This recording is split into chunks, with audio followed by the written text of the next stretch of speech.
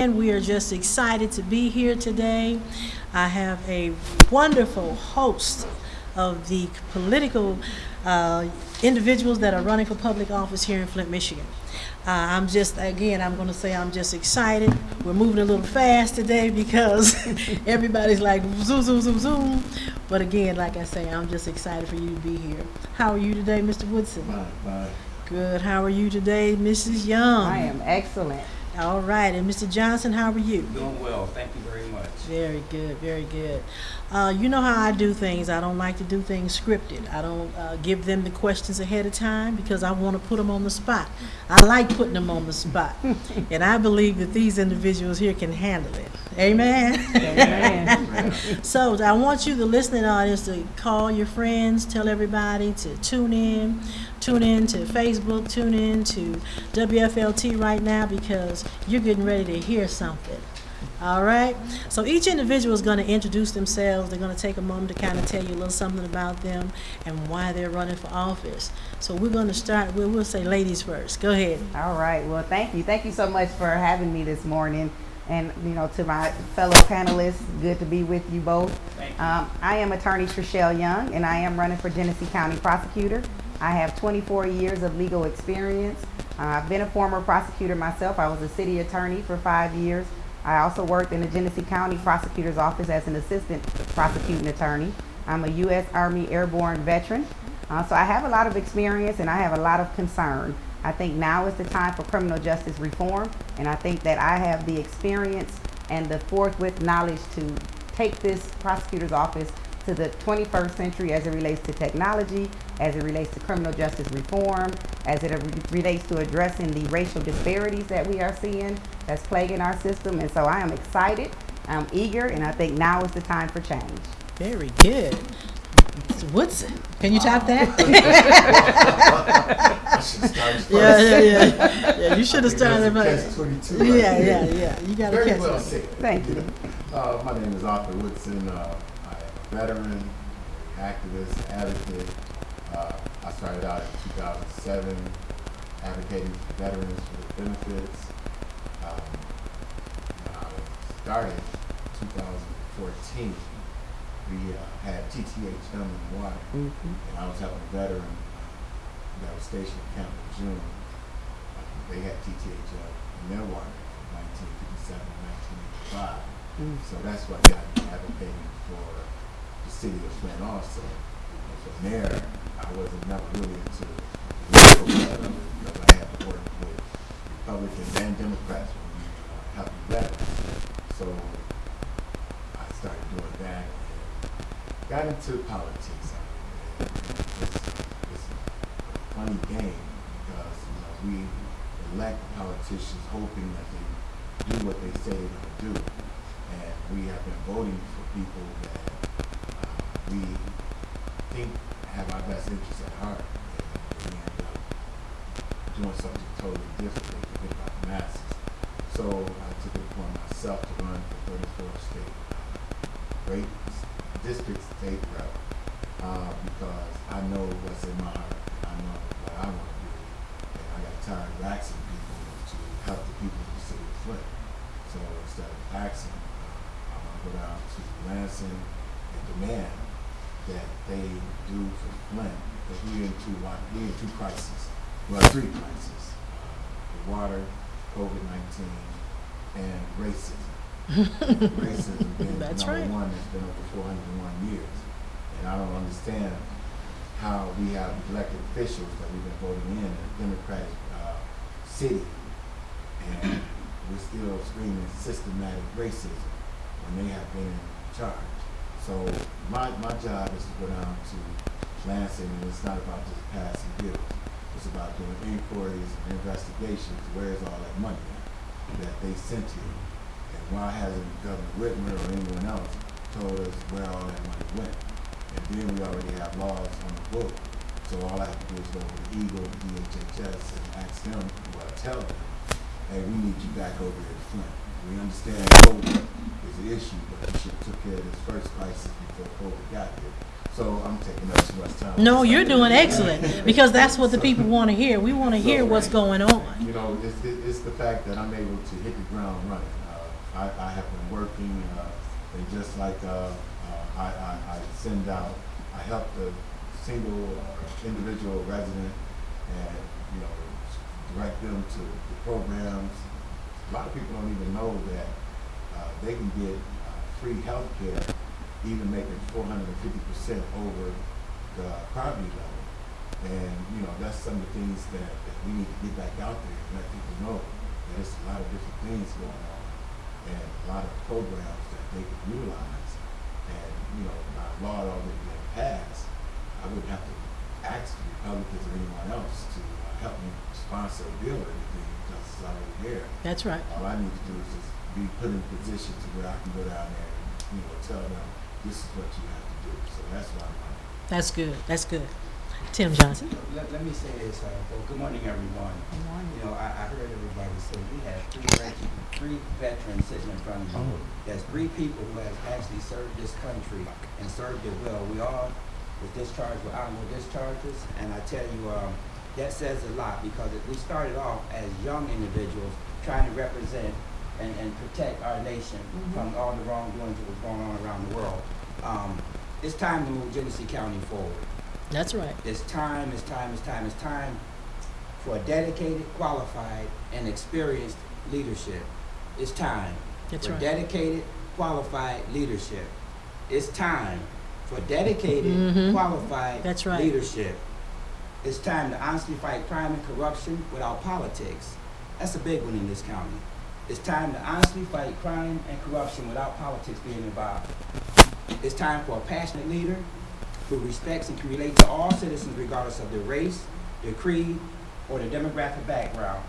It's time for real leadership. And that's the reason why I'm running for Genesee County Sheriff. And I'm asking for your prayers and your support. Amen. Boy, I tell you, y'all really put it out there today. You know, I always like to try to give a little talk about it first, you know, to kind of set the groundwork because we're in the pandemic. We're in the crisis of all lives matter and Black lives matter. And we can't be biased because the positions and things that you are going to be taking, you're going to be also helping all backgrounds of life. And so people are afraid right now. I've had people of color, Indians, and Muslims, and they've asked me, they said, we're afraid. We don't know what's going to happen right now. And these are going to be the weights that are going to be put on you, you know, you guys' shoulders. So these individuals, like I say, that are afraid, that want to feel safe. You know, we want to feel safe. And right now, we don't feel safe. We don't feel safe because the water is bad. We go downtown, we try to get answers. We're not getting any answers.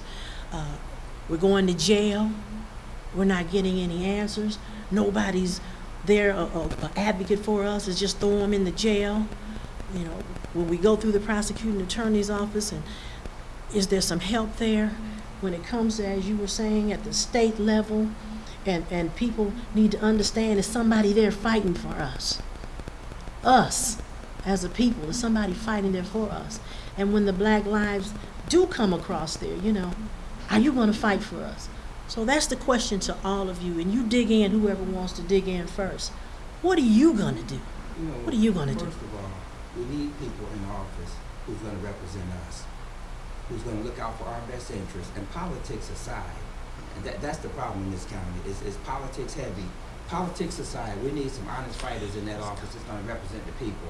And I think that you got people sitting in front of you who's actually qualified to do that.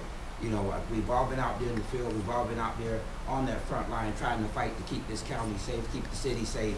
And, I mean, vet the candidate. Vet the person that you're looking at supporting, and that will tell the story. That will tell the story. If that person's been in that office for the last 8-9 years and have not did anything for this county, then if you think they're just going to jump out there and start doing it now because they're running for this position, it ain't going to happen. They had the opportunity to do and fix what's broken in this county, and it's not fixed, and it's broken, and it's been broken for years. And the tragic side of what you said about us not feeling safe is that we're not feeling safe at the hands of the people who were sworn to protect and to serve us. That's the tragic side of it.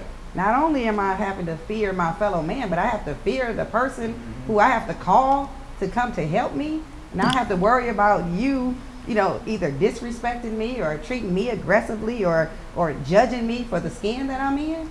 Oh, that's a problem. And we can only change that by changing the people who are in the positions to implement positive, proactive policies so we can stop the profiling and we can stop over arresting and, treating African Americans differently, because it should be justice for all. And again, I say, vet the candidate. They've been in office long enough, and if you haven't seen that type of leadership come out of them yet, it's not gonna happen. And That's right. To speak on top of that, you just like what's going on right now, you have all these elected officials that have been in there for over 10, 20 years. Now all of a sudden, they Black Panther, or they this, they that. Well, where were you those other years? Why didn't you take a knee when Colin Kaepernick was taking a knee? Now all of a sudden you want to implement something. Just like I was saying before, I have nothing or anything against Sheriff Swanson, but all the lawsuits that was going on, talk to me and tell me, what have you implemented now? Not what you're going to implement, but what have you implemented now? I don't have anything against him, I mean nothing like that, but I just want to know, what are you doing now? Because I am a victim of police brutality. I mean, all Black young men and men are victims of police brutality or racial profiling. And people say, well, all you have to do is give them whatever they ask. I don't want to be profiled. I don't want to even be put in a position to where you even pull me over, where you have an opportunity to do anything to me. My right, my Fourth Amendment right. You don't have a right to search me. You don't have a right to ask me for anything unless you have probable cause. That's right. I don't see any reform or changes coming out of most of the areas in this county because they don't have a Black police officer in that, whether it's Davidson, Burton, you name it. If they don't have Black police officers working in that community to help serve the area that they're protecting and serving, and there's Black residents in that community, how are you going to reform your department to represent the residents in that community? How can you do that? It has to be people there that mirror the community. And that's not happening in most of the police agencies around this county. And the prosecutor's office mirrors that. There is no And also- diversity in the executive staff of the Genesee County Prosecutor's Office. There's no diversity in the department heads. So if you don't have a voice, if you don't have representation at the table, There you go. then you shouldn't be surprised There you that that segment of the community is ignored. Exactly. And another thing I heard on the forum, the NAACP forum with the judges, how do I go about going to put the judge seat, 68th district, back into Flint? Because when I go to court, I am not represented by my peers. My peers is not on that bench. So how do I bring that back? How do I repeal or take back what the emergency managers and Governor Snyder took away from us? Our city needs to come back, and it can come back, but like you say, you have to vet the candidates and who has been fighting for you, who have been saying something. We can't just keep on looking at a person just because of their name, just because they have money, or just because of this, just because this person told me to vote for That's him. what I'm talking You about. start looking at that individual, There that you person go. who's going to speak up for you, that That's person true. who has been speaking up for Yes. you, that person who has been working for the community, Yes. and we will move forward. There you As go. long as that person isn't playing politics and that person isn't afraid to speak, and once they get in there and say, oh man, I got to work with this person. No, you don't hear the Yes. Republicans saying, Yes. hey, when I get in the office, we're going to work across the aisle. They Right. get in there and do what their constituents Right. ask them to do. Right. I tell you, it's sickening, really, what's going on in this community because our people's eyes are not open to really what's going on downtown. Their eyes is closed. A lot of them is uninformed, they're unaware, and if you tell them something, it's like, wow, I didn't know that. You know, that's why they need leadership in there that got their best interests at heart. And it's going to actually not be afraid to take that front spot to stand up and say what's really going on down there instead of sugarcoating it or lying to them or hiding it. Yes, You- because we also heard recently of an idea that you had spoken about. And another candidate began to expound Yeah. on something that you were planning on doing. Yeah, I sat there and put it out on plenty platforms that I was gonna actually reform the jail, and by reforming the jail, I meant bring to the people that was in there, the returning citizens that was in there waiting for trial, the GED program, the driver's training course, and also computer training. And that was because most of the people that's actually in jail is for driving offenses, and that shouldn't be. That shouldn't be. And then I turned around and heard Swanson say that he was going to bring to the jail the GED program. I tell you, it cut like a knife when I heard that, because matter of fact, it's all over my literature that I said that. And he actually took it and ran with it. But that's okay. That's okay. We're just glad that let's introduce John Gleason, who's finally arrived. Hello, how are you? Introduce yourself. Thank you for having me. I'm You're very John welcome. Gleason, Genesee County Clerk and Register of Deeds. Today was our first day opening to the public by appointment only, so I had to man the reins for a few moments. But here I am, glad to join this group. I'm glad you're here. Can I ask him a question real You quick? sure can. He wants to Let's ask you hear a the question. question first, then I'll see what they They get. mailed out all the absentee ballots to all the individuals, all the voters, right? Applications. So can the inmates, not inmates, but people who's sitting in jail awaiting trial, if I want to go down and give them an application, even though one has already been mailed out to them, how do I go about getting their application, bringing their application down to the jail so that they can get a mail-in ballot? Well, because we know that voters can vote, even Right. though they're locked up and they're waiting trial. As long as they're not in Right, prison, but they can the- still but vote. the As long state- as they're not but the- serving a sentence. But the Exactly. state took it upon themselves Is that my to. question or someone else? Okay, he wants But the state took it upon themselves to mail out the Okay. absentee Yes, they did. applications. Yes, they did. But we don't know where the absentee application went. So can we go down and ask, can they fill out, for an application?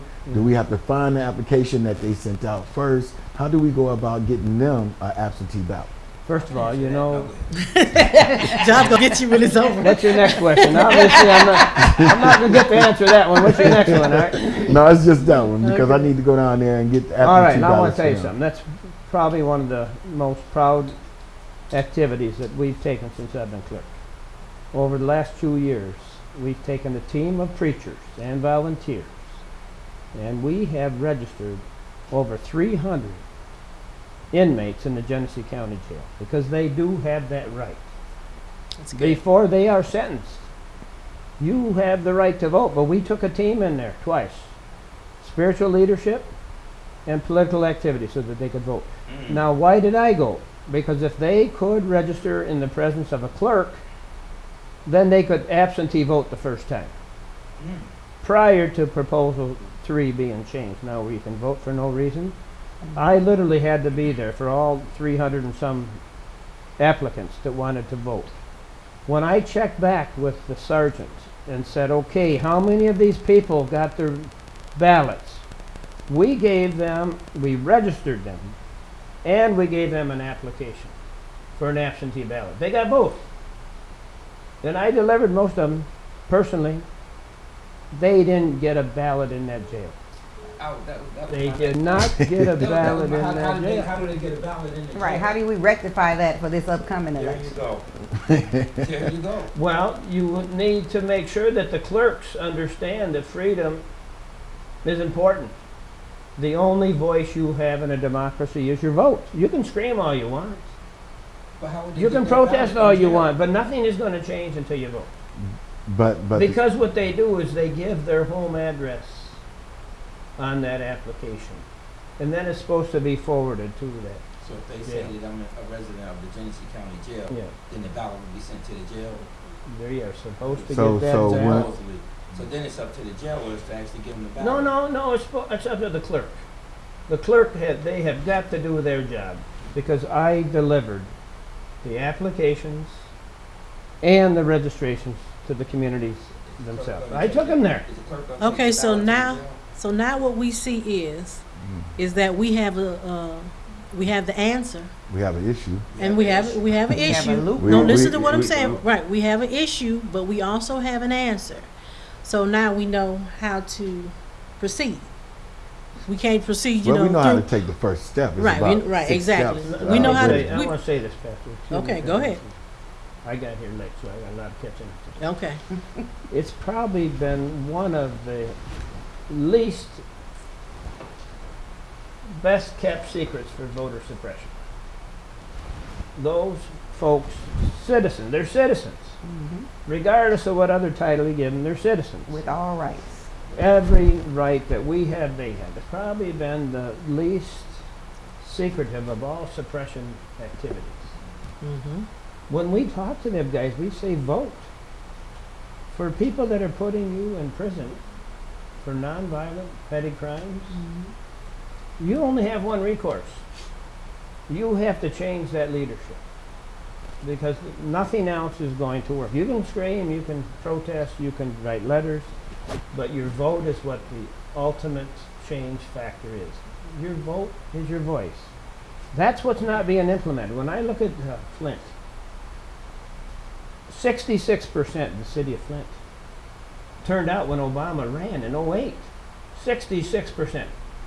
2 out of every 3, just a remarkable number. In 2012, 64% of Flint voters turned out. Why? What happened? Why you can't even get close to that number now? okay, hold on, Mr. Gleason. At this time, we're gonna be closing out with WFLT. For those of you that wanna continue listening, you can continue on Facebook Live. You can also pick this up on Wednesdays at 3 o'clock on Channel 17. You'll be able to see the whole results of this program. So we thank you, WFLT, for listening. God bless you and have a good day.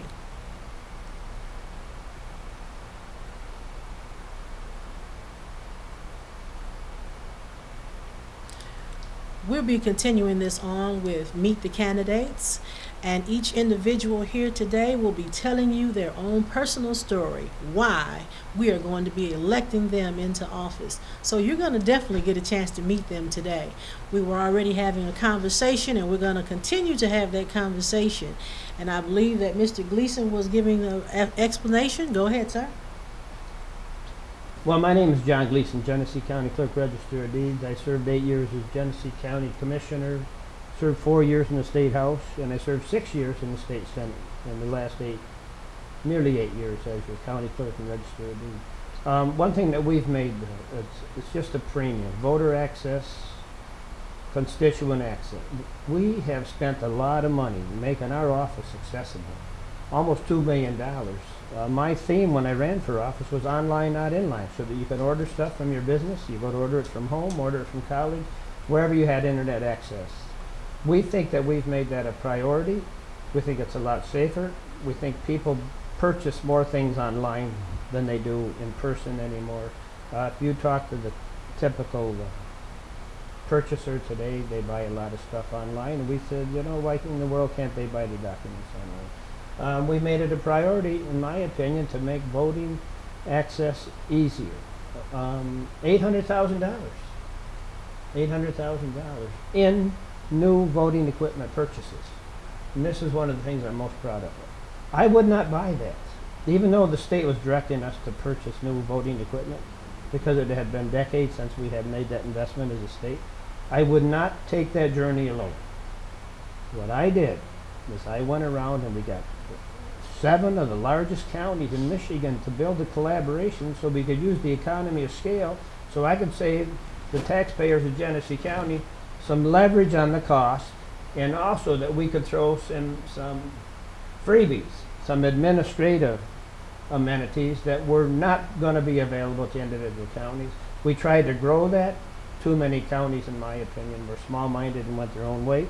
But we have a 7-county collaboration that we now have purchased heart with, saves hundreds of thousands of dollars, and gave us amenities that we could not purchase.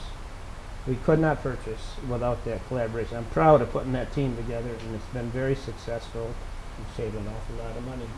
That's one of the reasons why I think I should be reelected. Okay. Praise God for that. Tim, I just want to ask you a question. We don't want to just talk to Mr. Gleason today. I want to hear from you today. I did want to get a clear understanding on the Okay. voters' rights for the people that was incarcerated, because I don't think that's clear, Lisa didn't clear. You my want to make, mind. okay, go ahead. You I want to wanna make that know more if clear? The person's in jail, they are locked up, they can get a ballot application from what I'm understanding, but when they get that application back or they turn it back in, how do they get their ballot? Because if the ballot if it's mailed back out to them and they mail it to the county jail, that means the deputy's gotta take it in there and give it to them and go through it, because that envelope has to be opened, you know, because they gotta check it and No make sure. secrecy. Yeah, exactly. So I'm just trying to figure out how did a citizen that's locked up for temporary reasons, whatever, how do they get that application, that ballot back, and then it has to be mailed back out? So how does that process? I mean, I don't know. I'd if like you to guys know that understand. too. Well, there's a process. No, Okay. seriously, I don't know if No, you guys no, it's understood that. okay. I didn't understand it. It's okay. Go I ahead, Mr. still Gleason. have the names, individual names sitting on my desk. If you come down to my clerk's office, you will see the names that we registered. And we take them to the clerk's office with the application, the home address on there for where they're supposed to be doing their business. Now, it's like most other items that are sent to your home if you're incarcerated, right?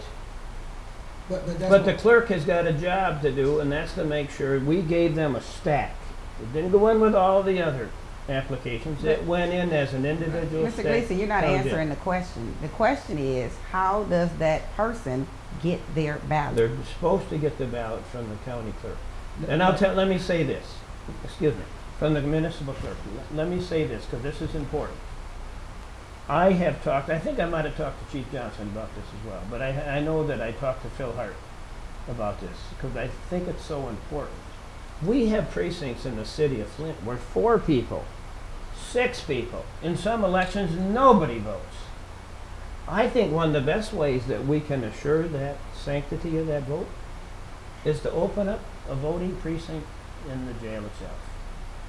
There are enough voters in that jail where you can set up a precinct. And I think we ought to be doing that.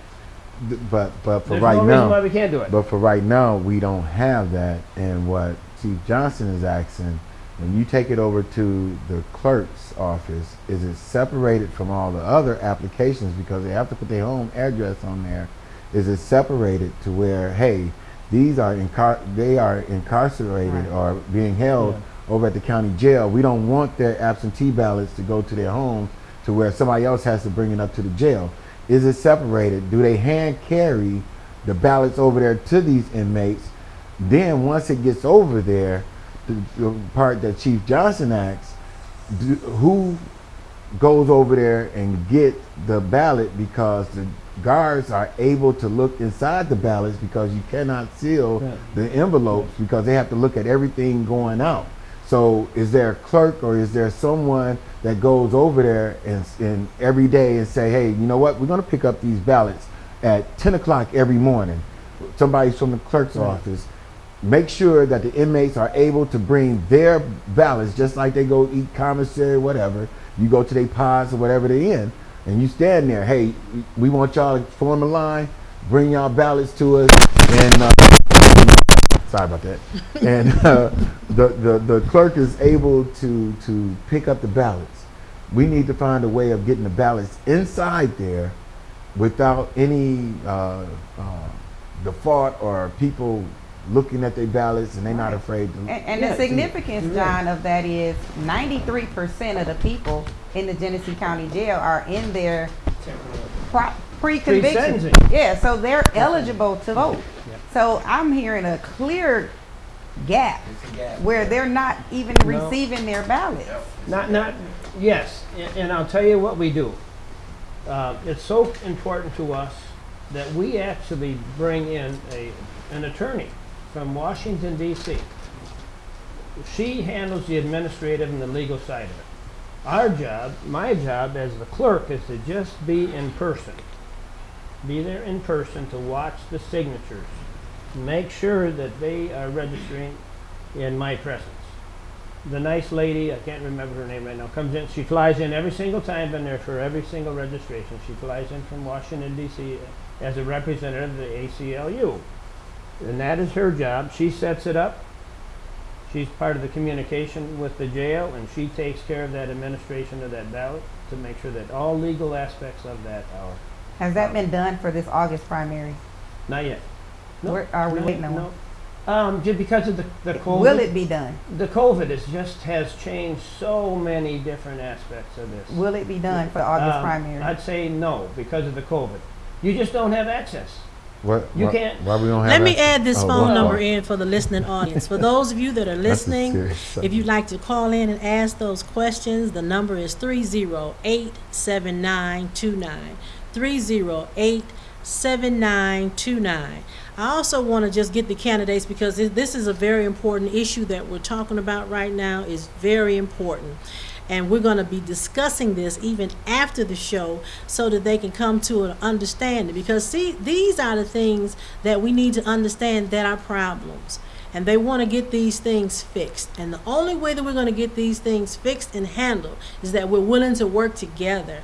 And this is a very important concern that all of the candidates seem to be having right now, that we need to be able to get everyone's vote.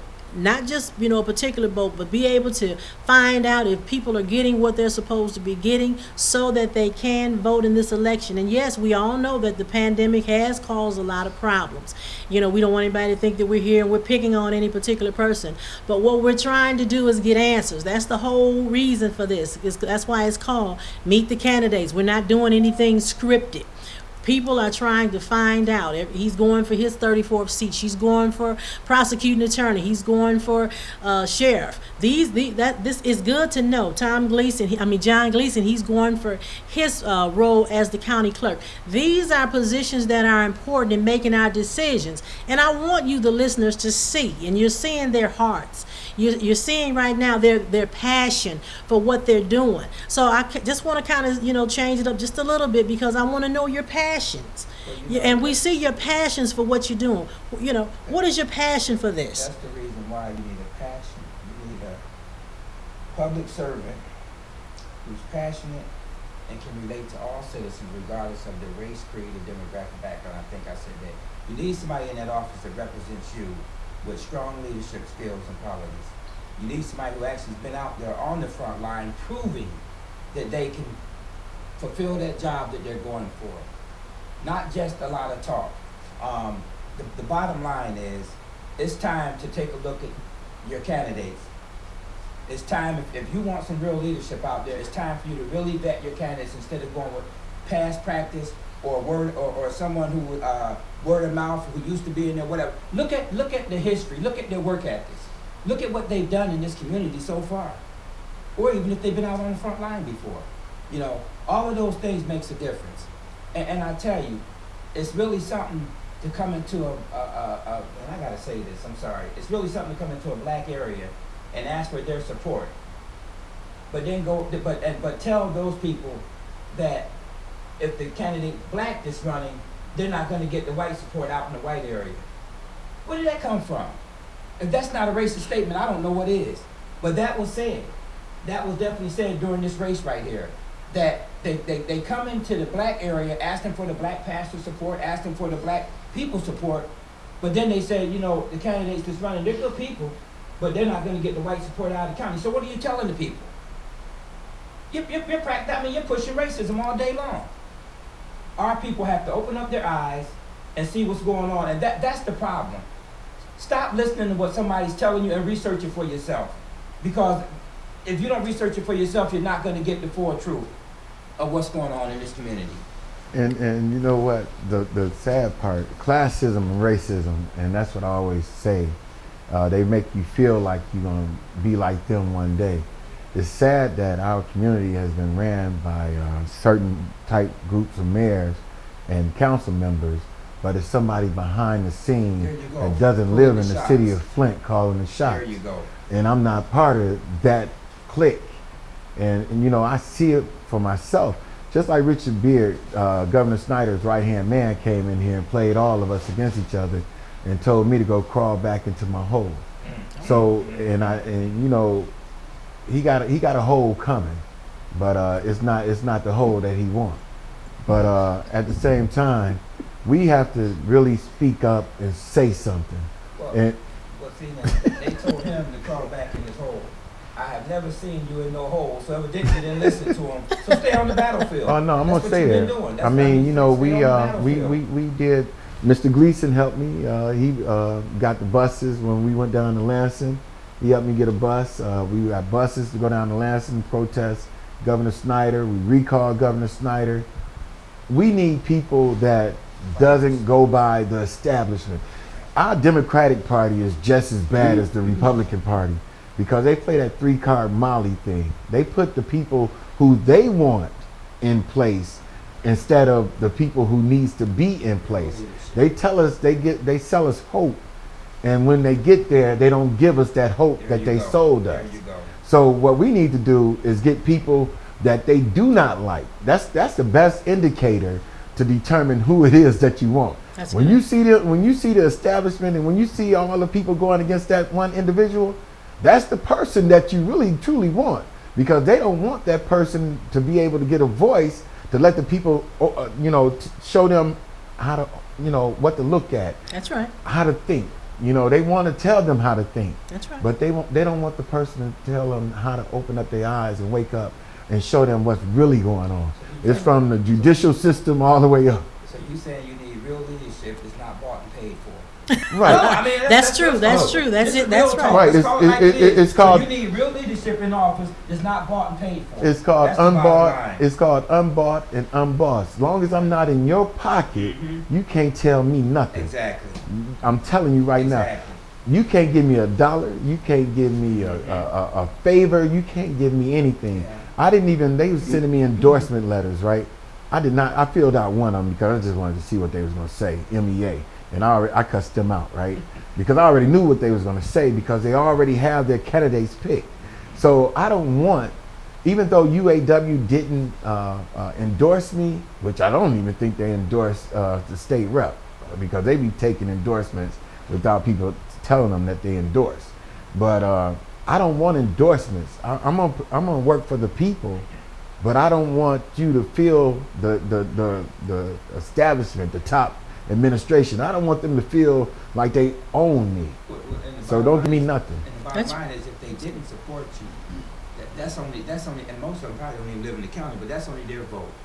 Right. It's the people that vote. The people in that organization, people in the UAW, it's the people that vote. So. So if that's I what could I'm jump saying. in here, I believe your question was, what was our passion? Oh, my why fault, are my we fault. why are we running? It's why okay. why are we gluttons for punishment? Right, Why did right. we sign up for this? Right. And for me it's the George Floyds out there. I have a 27-year-old black son, and he's smart. He has his bachelor's, he has his master's, and is working on his law degree. So, but when law enforcement encounters him, his experience with law enforcement could be the same as George Floyd's. He may not get a chance to articulate anything, but I don't want his last words to be, "I can't breathe." I don't want his last words to be calling out for his mama, because that's not how it's going down. So John referenced earlier, you can protest and you can complain all you want, but it's about voting. But activism is what gets people to the polls. We need people out there that's protesting, that's standing up, because you're shining a light on the injustices that's going on every day that most people, if you don't know about it, some do and just turn a blind eye. So it's time for people to wake up and see the injustices and how they're approaching and dealing with people in such an unfair way, and how it spills over into the courtroom. And then you got mass incarceration problems. So it's a community issue. It's a problem with racial disparities in education. It's a problem with racial disparities in healthcare, and it's a problem with racial disparities in the criminal justice system. It's going to take the entire community to be able to work together. I don't care whether you're Democratic or Republican, black or white. We have to work together so that we can move forward, because together we're better. That's right. I want to say this because I think it's important. It all makes sense. But I'd rather have you vote than protest. Protesting is one thing, but your vote is what really changes something. Because the protests are against policy. They're against the way politicians and administrators, how they handle certain situations. I'd rather have you vote than protest.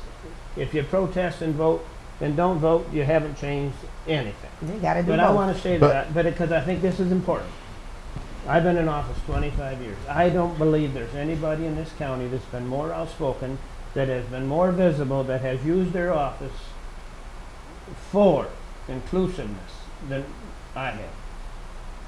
I walked to Lansing when they were cutting people loose in this own county, when we had priests that were molesting young boys and our prosecutor wasn't prosecuting those offenses. I put my shoes on and I walked 55 miles from the front door of St. Robert's, where we had 2 pedophile priests, to the front door of the Capitol. 55 miles one way, and I walked to bring attention to that issue.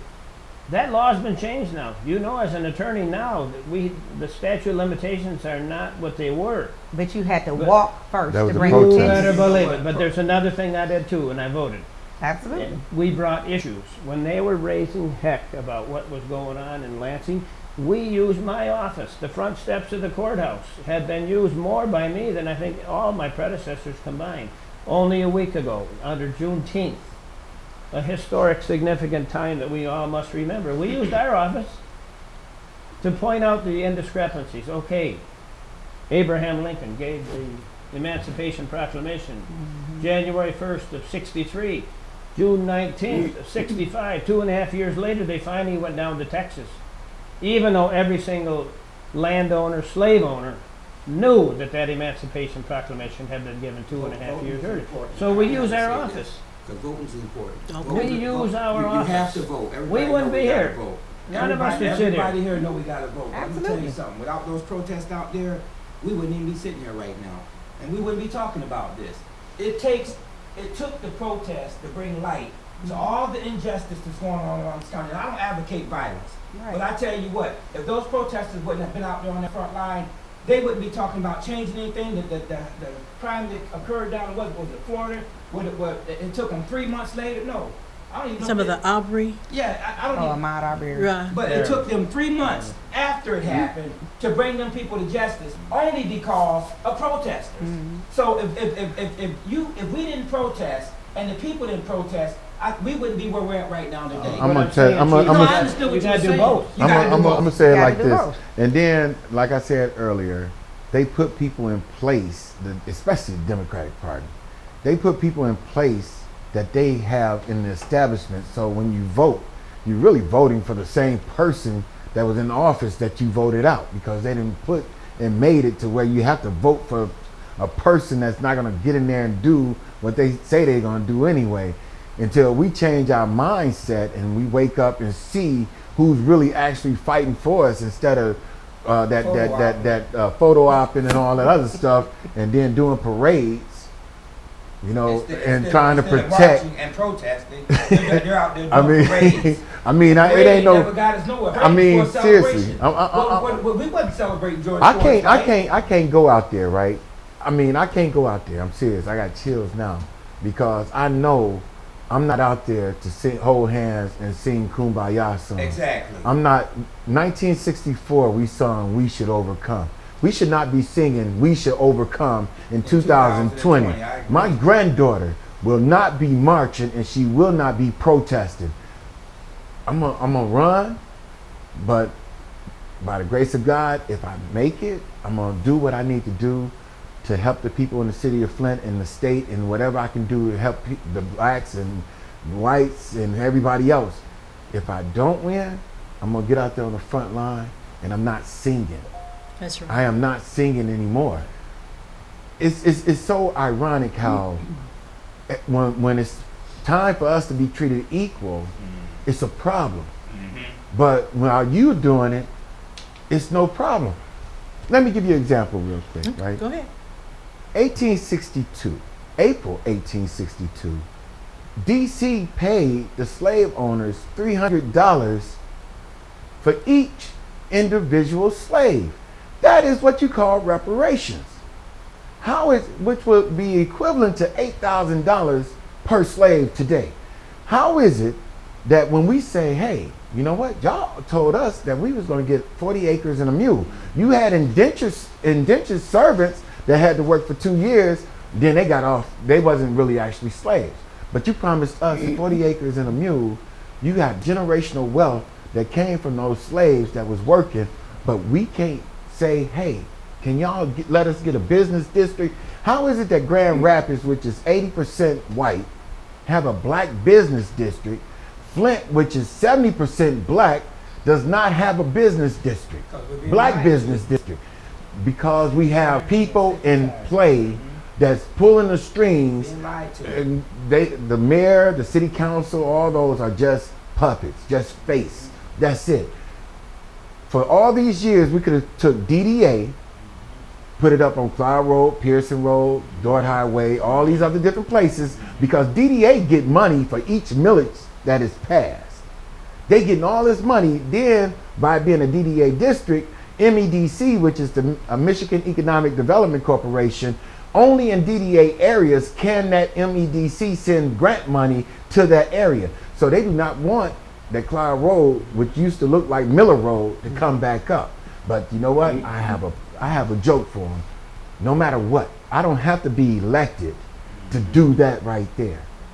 I don't have to be elected to do that. I'm hearing some passion. You know, and even in I'm Martin hearing Luther some King passion. Day, Go ahead. And Martin Luther King Day, did he not get out there and walk? Did he not Absolutely. get out there and protest? Absolutely. And did he not get out there and do it in a peaceful way? And his whole life, he spoke against violence. That's good. He spoke against violence. So I'm gonna tell Until you. 1968. And you know, it seems like we're right back in Martin Luther King's day. You know, here we go again protesting. 2020.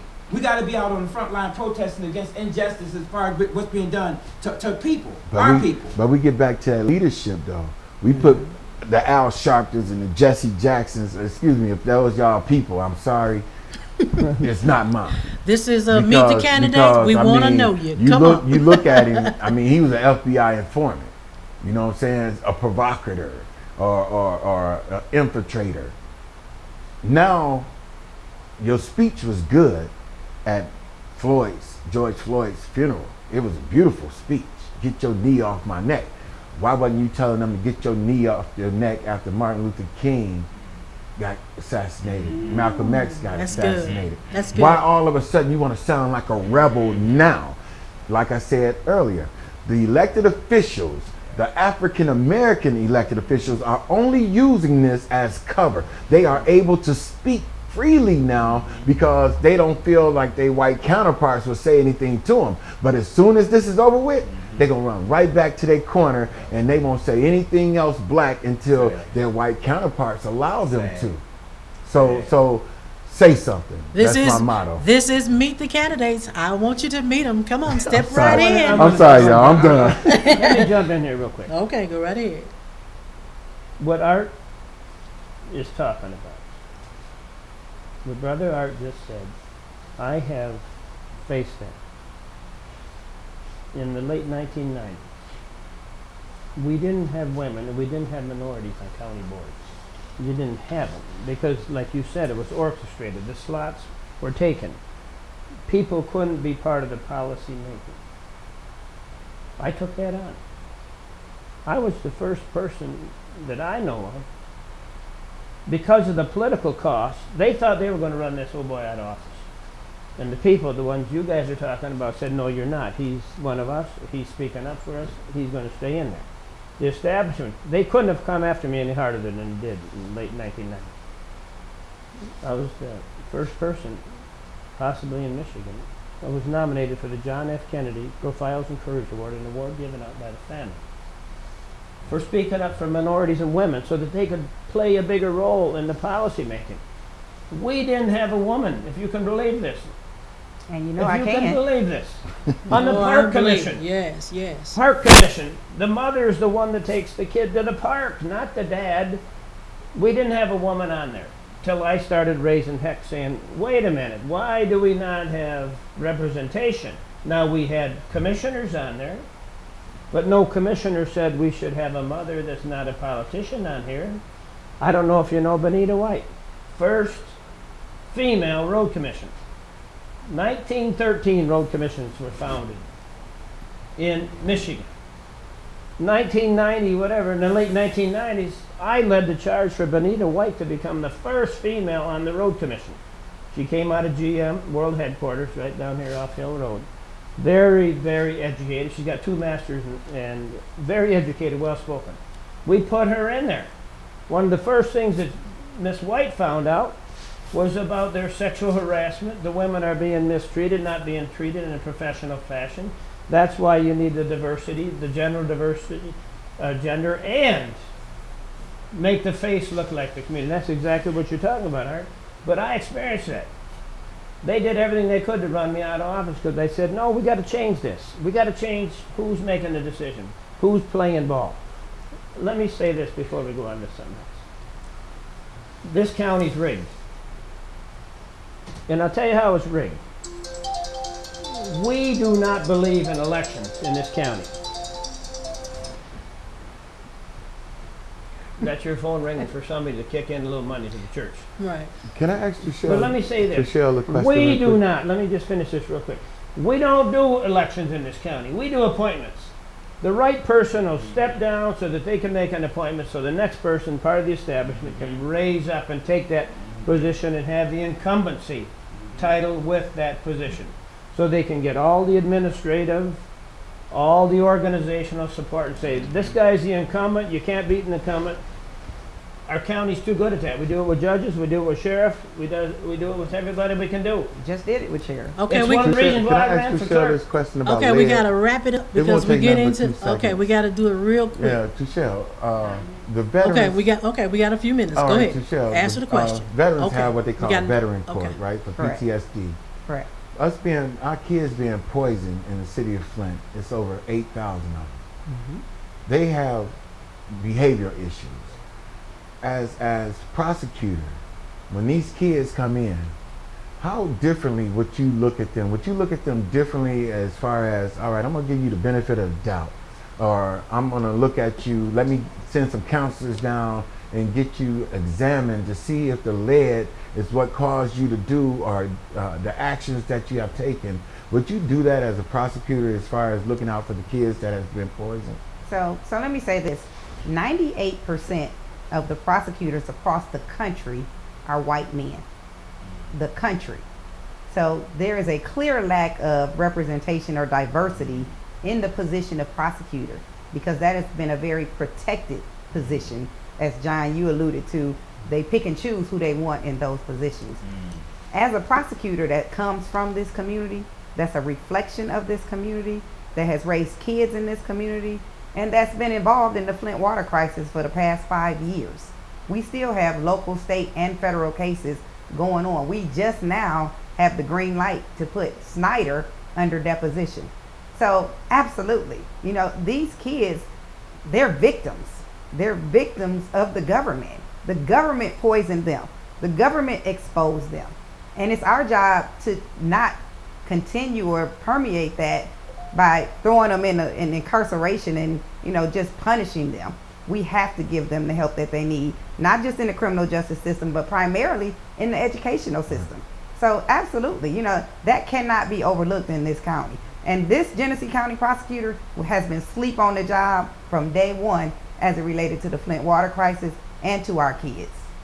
Can I say this? That's good, I'm sure. gonna round it up real quick. You're You know, when okay. you- They say we got a little time. Go ahead. Okay, when you talk about stopping racism and things of that sort, when I was in the police department, I had a command staff, and it was 2 blacks. I was one of them. The other one was a black lieutenant, and the other 8 or 9 individuals in my command staff unit was all white. Now, coming up through the ranks in the police department, I knew the test was rigged. I knew the test was one-sided. I knew that some of them had the answers to the written test for promotions, lieutenants and sergeants. So when the test was given for sergeants, against all opposition, I waited to the last week for that test to be given, and I called down the personnel and told them, hey, I need you to rewrite the test. You can go off the same material they've been studying, but just give me a new test because those answers are out there. Called all kind of opposition. And I said, no, I know the answers is out there. They were out there when I was taking the test. Write me a new test. Well, we can't do that. It's already paid for. I said, I don't care. I said, if you give it, you're not going to have nobody down there to take it. So they rewrote the test. Do you know that out of the officers that took that test, only the black passed it? Now, this was the first in Flint history. Same thing for lieutenant's exam. Waited till the last week and said, give me a new test. People complained, people jumped up and down, but they rewrote the test. Again, The 6 blacks that took it, all of them passed it. The whites that took it, they failed it. Why is that? I'm gonna tell you why. Because the answer was out there. I knew if you studied that test, you would pass it regardless of what answer it was, because you studied off, it all came off the same material. So I knew you could pass the test if you studied for it. If you didn't study for it, you had the answers and you studied those answers, then you wasn't gonna do too well, and that's exactly what happened. All 6 black, that was the first in Flint history. So what was I able to do? I promoted every black. I didn't give them anything they studied for. I promoted every black to those positions, and I ended up with 4 black command staff officers, supervisors, and 4 white, and then myself.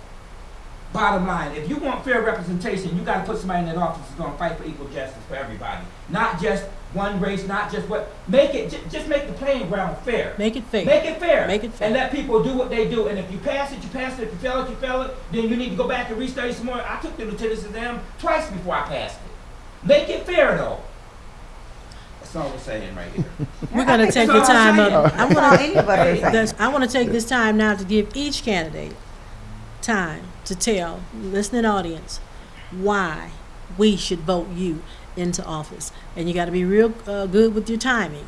So I'm gonna give you a few seconds. We'll start with again. We just got a few seconds. You got to do it pretty good. Come on, Trishelle. So, I would just say, first of all, thank you for hosting this show and Yes, for having I me this agree. morning. I appreciate all opportunities to really talk about the real issues in this community. Yes. So, and thank you to all my colleagues that are up here that are running. Good luck to you all. I do want to say a lot of the politics, are not my own. We're here trying to make a difference in our own way. Yes. My lane is in the prosecutor's office. I want to make it fair. I want to stop being put behind the start line and being expected to finish on time. Exactly. Bring everybody up so that the justice is accessible, so that justice is fair across the board, and it doesn't matter about your race, your religion, your sexual orientation, none of that. It's about what is fair, what is right.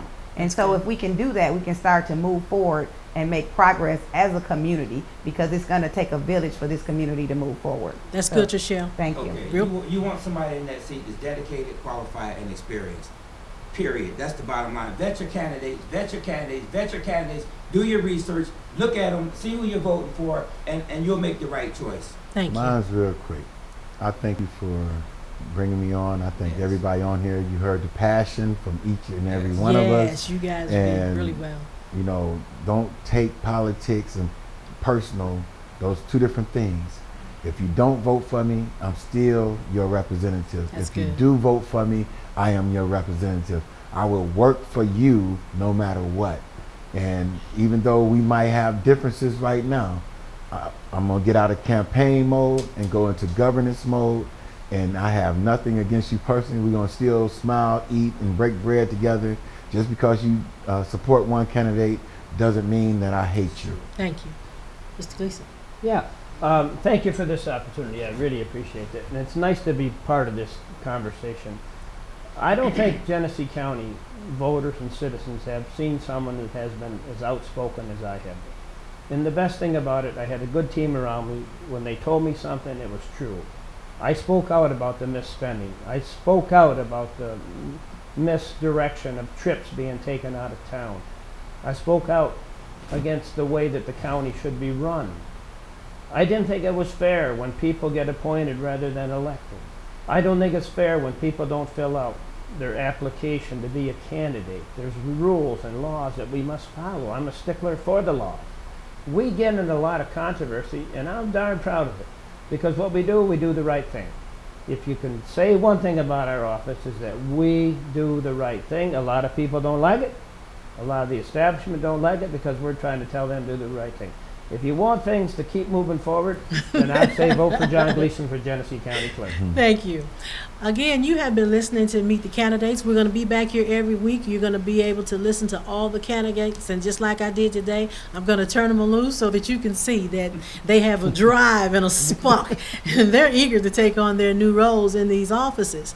So remember, the phone number over here at the station is 810-308-7929. 308-7929. Call us so that you can get involved and come out and be a part. You've been listening to meet the candidates. Have a blessed day.